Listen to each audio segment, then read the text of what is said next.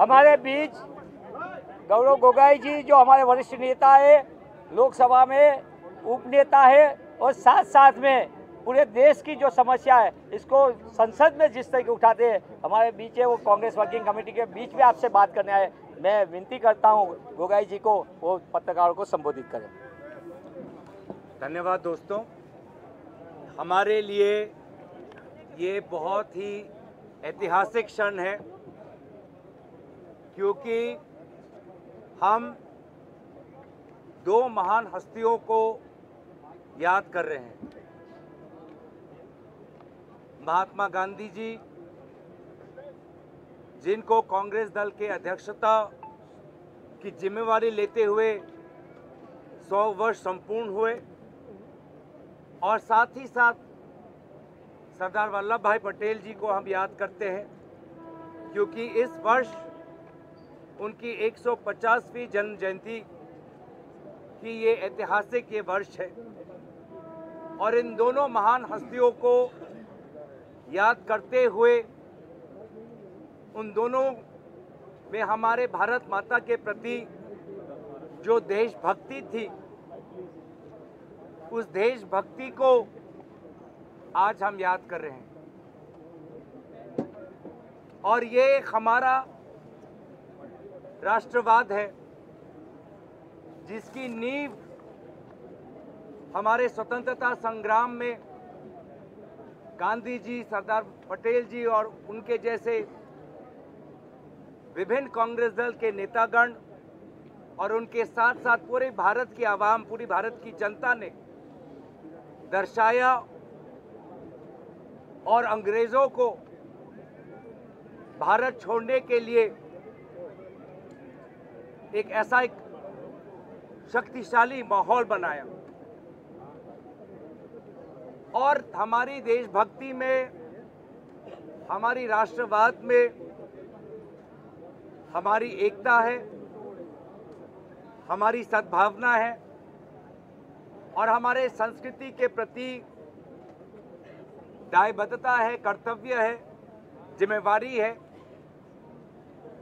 और संविधान की संरक्षण आज हमारे लिए सबसे वो मूल कर्तव्य है आज के इस वर्तमान माहौल में। और इसीलिए गुजरात के इस पावन भूमि पर आकर हम गुजरात के लोगों के प्रति अपनी श्रद्धा व्यक्त करते हैं। ये गुजरात देशभक्ति की भूमि है, पवित्र सोमनाथ मंदिर की ये भूमि है। इस गुजरात के लोगों में उद्योग के प्रति जो उनकी जो शक्ति है, उनकी जो ज्ञान है, उसके प्रति हम नमन करते हुए बहुत से अहम मुद्दों पर हम वर्तमान में चर्चा कर रहे हैं। और जिस प्रकार से हम देख रहे हैं कि अमेरिका ने जो हमारे भारत के एक्सपोर्ट पर जो टैरिफ्स लगाए हैं, वो पूरे देश के साथ साथ गुजरात के भी बहुत से महत्वपूर्ण उद्योग पर एक नकारात्मक प्रभाव फैलाएगा। और उसको लेकर हम तो अपना चिंता व्यक्त कर रहे हैं। उसको लेकर हम चाहते हैं कि भारत सरकार हमारे राष्ट्र के उद्योग के लिए और मजबूती से अमेरिका के सरकार के साथ संवाद करे, लेकिन चुप्पी के बजाय हमें कुछ नहीं दिखता। ये टैरिफ्स हमारे छोटे छोटे लघु और मध्यम वर्ग पर एक बहुत ही नकारात्मक प्रभाव डालने वाला है। और मुझे अफसोस है कि गुजरात से आए हुए हमारे प्रधानमंत्री, उनको जिस प्रकार से नेतृत्व लेना चाहिए था इस विषय पर, वो किस कारण मजबूर है, वो किस कारण मौन है, हमें नहीं पता। और बजाय हमारे छोटे उद्योग किसान को बचाने के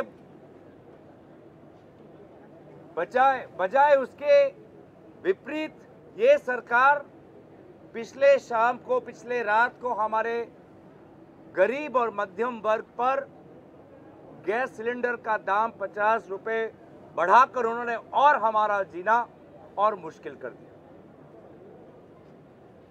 पेट्रोल और डीजल के प्राइसेस में जो गिरावट हुई है, ये सरकार साफ साफ मना करती है कि कोई राहत आम ग्राहक के पास जाए। तो ये किस प्रकार का अर्थव्यवस्था, किस प्रकार की अर्थनीति, जहां पर वर्तमान में एक के बाद एक चुनौतियां और बढ़ रही है। हमारे किसान, हमारे कोऑपरेटिव, हमारे छोटे मध्यम वर्ग पर, हमारे केमिकल्स, हमारे टेक्सटाइल्स, हमारे लेदर, हमारे ऑटोमोबाइल क्षेत्र पर। तो इन विभिन्न बातों पर कांग्रेस पार्टी ने एक बहुत गंभीर राय ली हुई है। आज भी कुछ दिन पहले बांग्लादेश के सरकार के इंटरिम केयरटेकर मोहम्मद यूनुस साहब के साथ मिलने के बाद भी आज भी बांग्लादेश में अल्पसंख्यकों की जो उनको एक सुरक्षा मिलनी चाहिए, वो ना मिलने के कारण हम बहुत चिंतित हैं। और जो सरकार जो अपने आप को विश्वगुरु और जो सरकार कहती है कि प्रधानमंत्री के कारण विश्व में हमारी ताकत बढ़ चुकी है, हम ना बांग्लादेश के मामले में कुछ सकारात्मक काम कर पाए हैं, ना अमेरिकन टैरिफ्स को लेकर कोई सकारात्मक काम कर पाए हैं, ना हमारा पड़ोसी देश चीन के साथ कोई हम सकारात्मक काम कर पाए। तो बहुत से अहम मुद्दों पर हमारी बात हो रही है और मुझे पूरा विश्वास है कि इस ऐतिहासिक कांग्रेस वर्किंग कमेटी से अहमदाबाद से आने वाले समय के लिए एक नया दृष्टिकोण, एक नई आर्थिक परिकल्पना, एक नई सामाजिक सोच, एक नई सांस्कृतिक ढांचा और लोगों में एक नई उम्मीद और जोश उजागर करे। धन्यवाद। गौरव जी, एक सवाल है जी। कुछ दिन पहले राहुल गांधी जी गुजरात आए थे। उन्होंने कहा था कि कुछ नेता कांग्रेस के वो बीजेपी से मिले हुए हैं और उन्होंने शादी वाले घोड़े और रेस वाले घोड़े का भी जिक्र किया था। तो क्या उस पर भी चर्चा हो रही है? कोई कड़ा कदम जो है वो पार्टी? देखिए, जब राहुल गांधी जी ने एक विचार रखी तो स्वाभाविक है कि उस विचार को हमें पालन करना है, गंभीर रूप से हमें उस पर काम करना है और भविष्य में हम उनके इस विचार के प्रति हमारी जिम्मेवारी है कि उन्होंने हमारे समक्ष में यह बात रखी, तो उनके बातों पर हम कितना आगे बढ़ पाएं, ये हमारी जवाबदेही जिम्मेवारी बनती है आने वाले समय। रिगार्डिंग कोएलिशन, गठबंधन को लेकर के क्या बातचीत हो रही है? किन शर्तों पर रहेगा? क्या वो सहयोगी वर्तमान में भी सहयोगी रहेंगे या अपनी पार्टी को फैलाने के क्रम में जो थोड़ी नाराजगी हो रही है उस पर भी आपकी ध्यान? देखिए, विभिन्न राज्यों में उनकी राजनीतिक परिस्थितियां अलग हैं। विभिन्न राज्यों में अलग अलग समय पर निर्वाचन होंगे और उन राज्य के नेताओं के साथ विचार विमर्श होगा। तो इसीलिए मुझे लगता है कि हमने निर्वाचन को लेकर, भारत के राजनीतिक व्यवस्था को लेकर हमने बहुत गंभीर बातें रखी हैं। अर्थव्यवस्था और जो वहाँ की जो शिक्षा और स्वास्थ्य की जो प्रणाली है विभिन्न राज्यों में, उसको लेकर हमने अपनी चिंता व्यक्त की है। लेकिन अगर मैं आपको थोड़ा और चुनावी अगर मैं बातें आपको मैं आपके पक्ष में रखूं, आपके समक्ष रखूं, तो वो मेरे लिए अनुचित हो। सिद्धार्थ भाई वेरी गुड। एक मिनट सिद्धार्थ भाई, After the CWC meeting, what can do the next step of the Congress? देखिए, जो हमारे आने वाली समय में जो प्रणाली है उसको लेकर हम अभी विभिन्न नेताओं की राय हम ले रहे हैं। सब नेताओं की राय हम ले रहे हैं, अनुभवी नेताओं के राय ले रहे हैं, फ्रंटल ऑर्गेनाइजेशंस क्या चाहते हैं उनके राय ले रहे हैं, जो हमारे भूतपूर्व हमारे मुख्यमंत्री हैं उनके राय हम ले रहे हैं। तो सभी के राय लेते हुए निश्चय ही जब हमारे कांग्रेस अध्यक्ष अपनी बात रखेंगे और उन बातों को हम कल हमारा जो सेशन है उसमें हम रखेंगे तो आपको पूरा का पूरा आपको वहाँ पे स्पष्ट हो जाएगा। गौरव सर, गोगोई सर, आपका एक मिनट गोपाल मेरा सवाल आपसे ये है, हर बार सीडब्ल्यूसी जब होती है उसके बाद रेजोल्यूशन आते हैं, तो आज कोई रेजोल्यूशन, जैसे आपने फॉरेन अफेयर्स फॉरेन पॉलिसी की बात करी, इकोनॉमिक पॉलिसी की बात करी, तो क्या इन दोनों को लेकर कोई रेजोल्यूशन आएगा क्या? थोड़ा सब्र रखिए, मैं बस इतना ही कहना चाहूँगा। मेरे बाद के आने वाले जो आपके प्रेस वार्तालाप है उसके लिए भी थोड़ा समय रखिए। हम विभिन्न मुद्दों पर बात हम कर रहे हैं, पूरा आप सब्र रखिए। कांग्रेस का नेशनवाइड ऑर्गेनाइजेशनल रिवैम्प की बात की जा रही है, and that revamp is to begin from Gujarat. Gujarat में ऑलरेडी स्टेटेड ऑब्जेक्टिव आपका टू विन द 2027 इलेक्शन, तो ये ऑर्गेनाइजेशनल रिवैम्प की बातें आज हुई निश्चय। और आपने देखा होगा कि आज से कुछ दिन पहले हर प्रदेश के जिला अध्यक्षों के साथ कांग्रेस अध्यक्ष मल्लिकार्जुन खड़गे जी, आदरणीय राहुल गांधी जी ने वार्तालाप की। मुझे लगता है कि बहुत ही ऐतिहासिक कदम हाल ही में हमने दिल्ली में संपूर्ण किया कि पूरे भारत देश में जितने भी जिला हैं उन सभी जिला अध्यक्षों को विभिन्न समय पर दिल्ली बुलाकर उनकी जो बात थी उन्होंने आदरणीय राहुल गांधी जी के समय के समक्ष रखी और उन्होंने भी अपनी जो बात रखनी थी, विचार परामर्श था, उन्होंने भी सबको दिया। गुजरात में आपका अधिवेशन हो रहा है, गुजरात में सीडब्ल्यूसी हुई, गुजरात में तकरीबन 30 साल से कांग्रेस की सरकार में है। राहुल गांधी ने खुद चैलेंज किया है संसद में कि इस बार भाजपा को गुजरात में हराएंगे।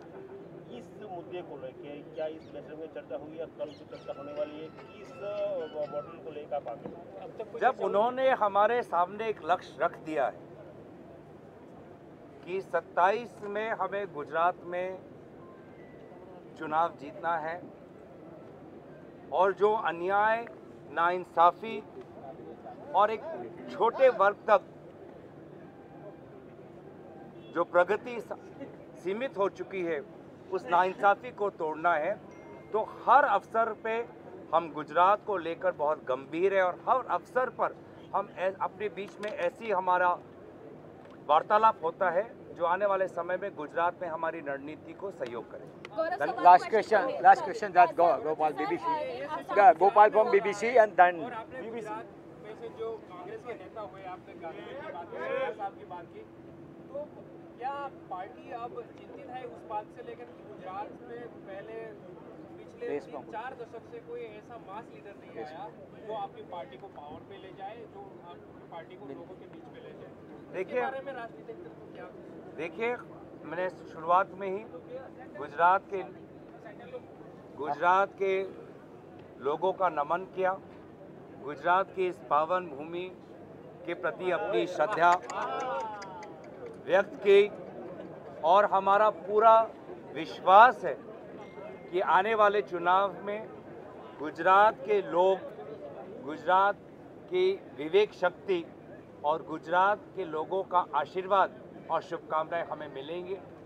एक बड़ा लक्ष्य कुछ महीने पहले राहुल गांधी जी ने हम सब पर के समक्ष रखा है कि गुजरात को हमें जीतना है और उस गुजरात के चुनाव में गुजरात कांग्रेस अकेला नहीं, पूरा AICC यहाँ पर गुजरात पे आकर गुजरात के कांग्रेस को और ताकतवर बनाएगी और पूरा AICC उस गुजरात के चुनाव को लड़ेंगे। धन्यवाद। Thank you very much. Thank you everyone.